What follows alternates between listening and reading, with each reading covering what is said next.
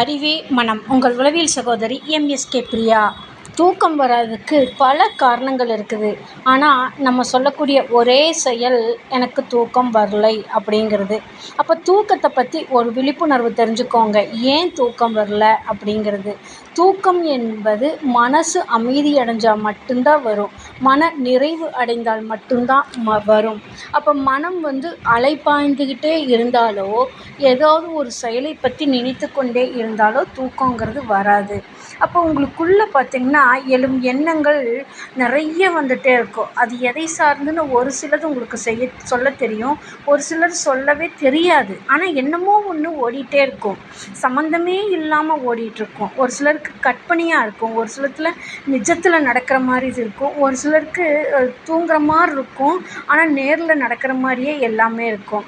அப்போது நீங்கள் இதனால் என்ன ஆகுது உங்களுக்கு பிரச்சனைனா, இந்த தூக்கம் வராதனால உங்களால் இயல்பு நிலையில் இருக்க முடியறதில்ல, வேலைகளில் முழுசாக கவனம் செலுத்த முடியறதில்ல, அடிக்கடி உடம்பு சோர்வாயிடுது. இந்த பிரச்சனைகள் உங்களுக்கு அதிகமாக வந்துகிட்டே இருக்கும்.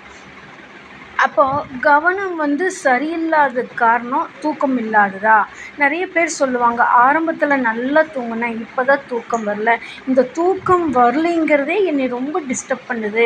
ஒரு நாளைக்கு 6 மணி நேரம் தூங்கணும், 5 மணி நேரம் தூங்கணும், குறைஞ்சது 7 மணி நேரம் தூங்கணும்னு சொல்கிறாங்க. எனக்கு அரை மணி நேரம் கூட நல்ல தூக்கம் வரலை அப்படிங்கிறது, எனக்கு உடம்புக்கு ஏதாவது வந்துருமோ, ஏதாவது வியாதி இருக்குதோ, என்னை என்கிட்ட சொல்லாமல் இருக்கிறாங்களோ அப்படின்னு சொல்லி உடல் சார்ந்து மனம் சார்ந்து ரொம்ப திங்க் பண்ண ஆரம்பிச்சிடும் உங்களோட மனசு. அதனால தான் தூக்கங்கிறது உங்களுக்கு வராமல் விழிப்பு நிலையில் செயல்பட்டுக்கிட்டே இருக்கும். கண்ணை மூடி படுத்தாங்கூட இந்த ஒரு டியூப் லைட்டோ ஒரு மொபைலோ பார்த்துட்டு இருக்கிறப்போ ஒரு வெளிச்சம் எப்படி இருக்குதோ, நீங்கள் தூங்கிட்டு இருப்பவங்க கூட அந்த வெளிச்சம் உங்களுக்கு பட்டுக்கிட்டே இருக்கிற மாதிரி ஒரு ஃபீல் இருந்துகிட்டே இருக்கும். அப்போ உங்கள் மனசு ஒரு குறிப்பிட்ட ஒரு எண்ணத்தில் செயலில் பிடிச்சுக்கிட்டு தொங்கிட்டே இருக்கும். அது தொடர்ந்து போயிட்டுருக்கும். அது என்னன்னு சொல்லுவீங்க, பட் திரும்ப திரும்ப அதுக்குள்ளே தான் போகும். அதை நினைக்கக்கூடாதுன்னு நினைப்பீங்க, நான் அதுக்குள்ளே தான் போய் நிற்கும். இது அந்த ஒற்றை எண்ணம், அந்த ஒரு எண்ணத்தை மட்டும் கிடையாது. இது பல ஒன்று சேர்ந்த கோழியோட முழு காரணமாக ஒரு சிங்கத்தோட வாழை பிடிச்ச மாதிரி. அதை விடவும் முடியாது, விட்டாலும் உங்களை பிடிச்சிருங்கிற ஒரு பயத்தோடையே இருந்துகிட்ருக்கோம்.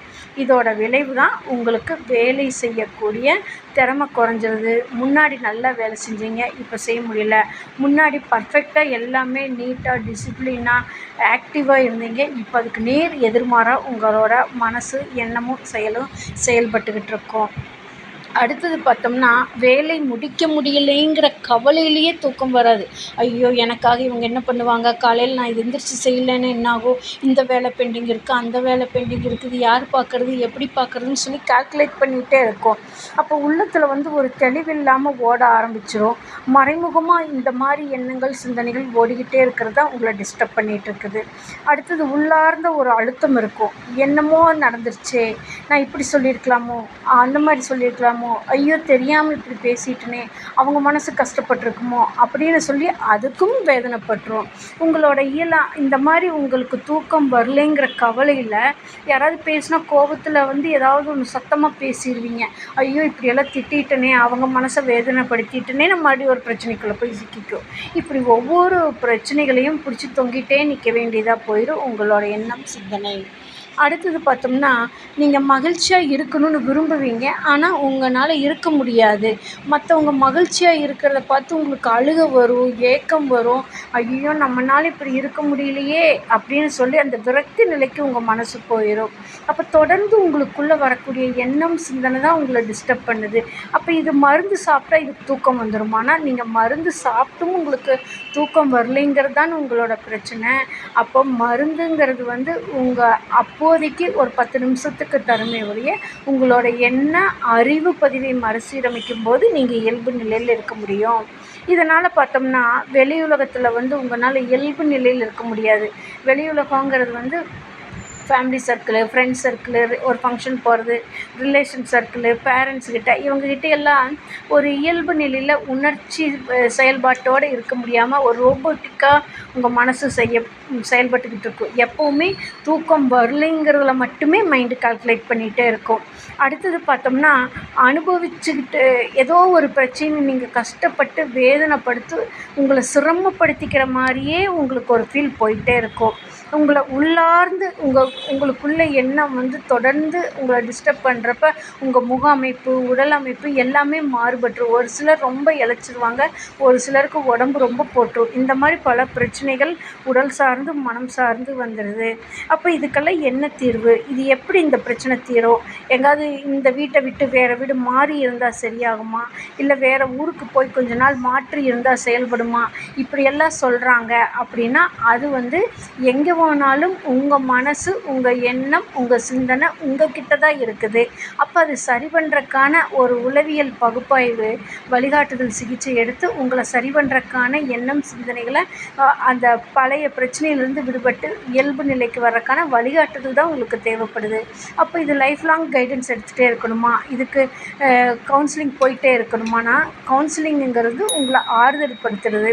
அப்போ உங்கள் பேரண்ட்ஸ் ஆறுதல் படுத்தியிருப்பாங்க, உங்கள் லைஃப் பார்ட்னர் ஆறுதல் படுத்தியிருப்பாங்க, உங்கள் ஃப்ரெண்ட்ஸு அதெல்லாம் பின்னாடி சரியாயிடும், நீ எதை பற்றி யோசிக்காதன்னு பல ஆறுதல் கொடுத்துருப்பாங்க. ஆனால் அதையும் தாண்டி உங்கள் மனசு ஒன்றுக்குள்ளே ட்ராவல் பண்ணுறது தானே உங்களுக்கு தூக்கம் வரலைங்கிற பிரச்சனையோடு சேர்ந்து தொடர் தலைவலி, உடல் சார்ந்த பிரச்சனைகள், ஒரு குதிங்கால் வலியாக இருக்கலாம், மூட்டு வலியாக இருக்கலாம், கழுத்து வலியாக இருக்கலாம், ரெஸ்ட் ரூம் போகிறதுல பிரச்சனை, பாத்ரூம் போகிறதுல பிரச்சனை, அடிக்கடி திடீர்னு லூஸ் மோஷன் வந்துடும், ஒரு பதட்ட நிலையிலேயே இருக்கும், தண்ணி கூட குடிக்க பிடிக்காது, ஒரு மாதிரி இரிட்டேட்டாக இருக்கும், யாராவது வந்துடுவாங்களோ, யாராவது பேசிட்டா என்ன பண்ணுறது, நல்லா இருக்கியான்னு கேட்டால் என்ன பண்ணுறது, யாராவது வரோன்னு சொன்னாலே நம்ம எங்கே போய் ஒளிஞ்சுக்கலாம், இல்லைன்னு சொல்லிடலாமா, இப்படியெல்லாம் உங்கள் மனசு திங்க் பண்ண ஆரம்பிச்சிடும். அப்போ இதுக்கெல்லாம் உங்களுக்கு சரியான அந்த துறை நிபுணர்களிடம் அணுகி உங்களோட பிரச்சனைகளை நீங்கள் சொல்கிறப்ப நீங்கள் எதில் பாதிப்படைஞ்சிருக்கிறீங்க, எந்த வார்த்தை உங்களை டிஸ்டர்ப் பண்ணுச்சு, எந்த செயல் உங்களை டிஸ்டர்ப் பண்ணுச்சு,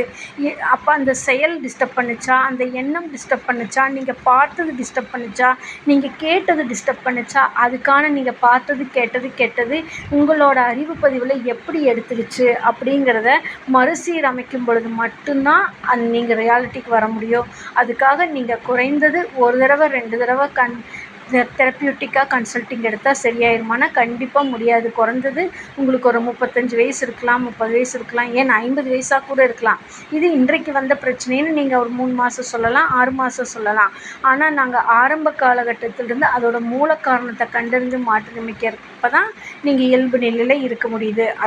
அப்போ உங்கள் மனசுக்குள்ளே வரக்கூடிய ஒவ்வொரு எண்ணங்களுக்கும், ஒவ்வொரு செயல்பாட்டுக்கும் பழைய பதிவுகள், பல காரணங்கள் இருக்கலாம். ஆரம்ப காலகட்டத்தில் நீங்கள் மகிழ்ச்சியாக இருக்கலாம், எந்த கஷ்டத்தையும் எதிர்பார்ப்பு இல்லாமல் இருந்திருக்கலாம். அதே ஆரம்ப காலகட்டத்தில் ரொம்ப கஷ்டப்பட்டுருக்கலாம், இப்போ மகிழ்ச்சியாக இருக்கலாம். அன்னைக்கு கஷ்டப்பட்டோமே, இப்போ நல்லா இருக்கிறோமேன்னு நினச்சா அதுக்கும் கவலைப்படும்.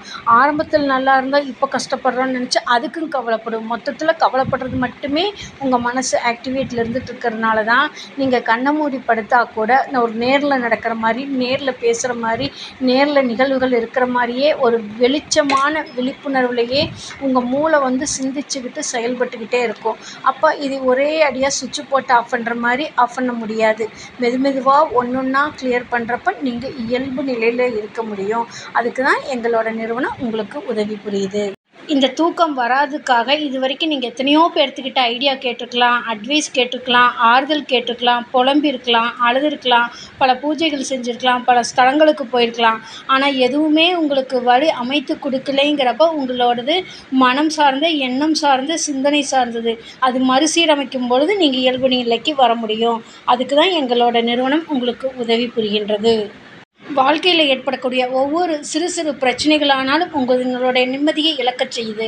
இதுக்காக தான் வாழ்க்கையில் மேன்மை அடைவதற்கும், வெற்றி அடைவதற்கும், வளர்ச்சி அடைவதற்கும் ஒரு தனி மனிதனுக்கு எங்கெங்கெல்லாம் பிரச்சனை வரும்னா கல்வி, பொருளாதாரம், உளவியல் ஆரோக்கியம், சமூக அந்தஸ்து இவற்றில் ஏற்படும் பாதகம், சாதகம் இதில் எதில் பிரச்சனை இருக்குதுன்னு சொல்லி அதை கண்டறிந்து மறுசீரமைத்து வெற்றியை நோக்கி எடுத்து செல்வதற்கான உளவியல் பகுப்பாய்வு மற்றும் MSK மைண்ட் செட் நாலேஜ் தெரப்பியில் MSK மென்டார்ஷிப் ப்ரோக்ராமில் கொடுத்து கொண்டு வருகின்றோம்.